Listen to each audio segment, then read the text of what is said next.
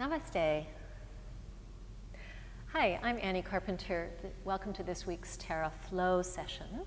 And I thought what we do today is work on Sirsasana a little bit. Sirsasana literally means Sirsha is head, asana is pose, and so it's the head balance.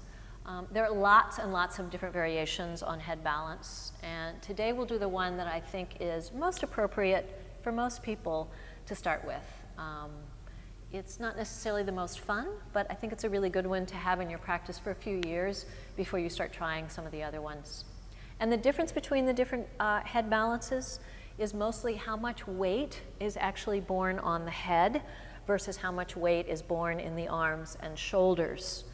And obviously, as you get better aligned through your spine, head and neck, which is a big piece of why we do yoga practice, yoga asana practice, then you can afford to put more and more weight in the head and neck. But for the beginning practitioner, you want to keep a lot of the weight in the arms and the shoulders until you know that your alignment in your neck is really superb. And let me just say before we get going, I highly recommend that you do this pose with a teacher, at least in the beginning for the first couple of years, before you do it at home on your own. Make sure you have someone who really knows what they're doing to take a look at your alignment and make sure you're good. We don't want to mess up the neck. Okay, so Sirsasana A, this is called, or Sirsasana 1 in some systems. Love this pose. This is considered the king, whereas shoulder stand is the queen. Sirsasana is the king. So many benefits of this pose, I could go on for hours. But let's just say that it gives the system an incredible energy boost because it drains all the effects of gravity, turns you upside down, and also kind of gives you a different perspective on life. So when you're feeling kind of stuck making a decision, getting upside down in a pose like head balance will kind of, oh, I hadn't thought about it that way. And oftentimes new ideas will come. You'll get freed up. So we're going to go in slowly and carefully. I want to recommend that you don't kick into this pose. And if you're newer, take yourself to the wall. Here's what it looks like. You're going to come onto all fours and interlace the fingers. And what I like to do is tuck the bottom pinky under so the two pinkies are side by side on the ground together. And then bringing the arms to the ground, just take a look and see that the elbows are directly under the shoulders. All right, and now you'll notice my wrists. There are two bones in the forearms, and you want those bones stacked rather than rolling open or rolling in. You want those bones stacked up so that you can feel the edge of the wrist pressing down. And then what you're going to do is just tuck your chin into your chest.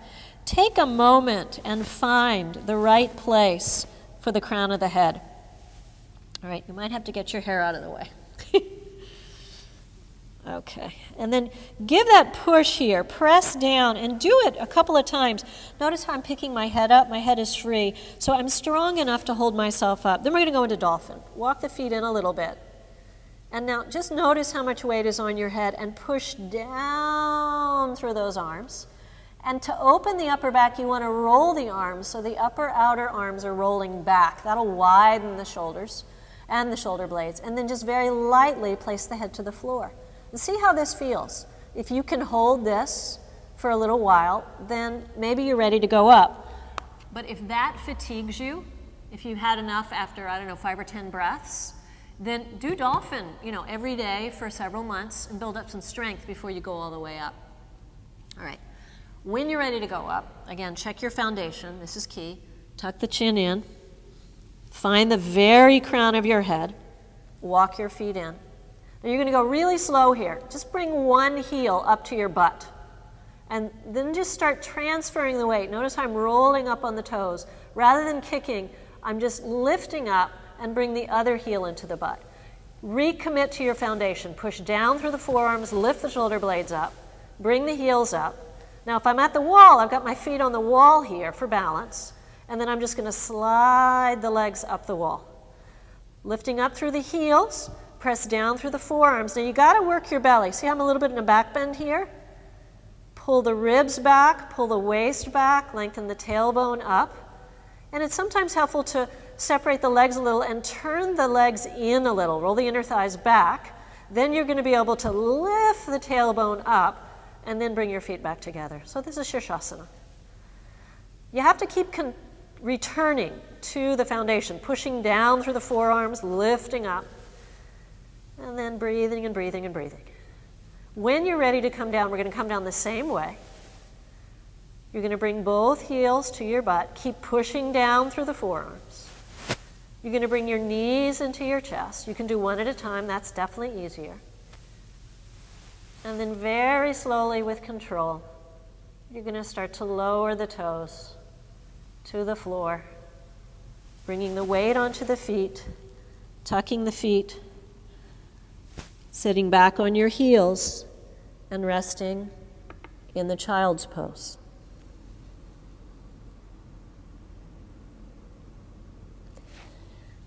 Now, I recommend resting in the child's pose for quite a few breaths, leaving the head down longer than I just did, letting the shoulders relax and feeling the blood kind of come back into the whole body. And perhaps most importantly, that resting in child's pose is you really can sense the effects of head balance, especially if you've been up for 3 or 4 minutes. The concentration level of the mind is very solid and consistent. And the feeling of interior focus, just like the Sarvangasana pose, the shoulder stand, is very steady, right?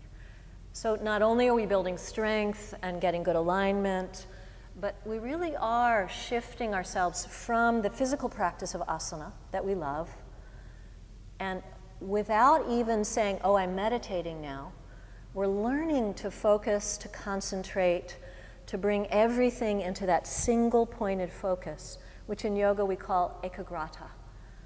And through that process of finding focus, then the practice moves from a merely physical practice, which is a great physical practice, and it starts to move us towards the more meditative and ultimately more spiritually rewarding aspects of the practice. So when you're ready, and again, please feel free to find a good teacher. Please do find a good teacher. And if there are conditions in the body like eye conditions or migraine or heart conditions, or ladies, if you're on your holiday, you know what I mean by that, you want to skip headstand. But otherwise, it's a really powerful, potent, and lovely practice. Namaste.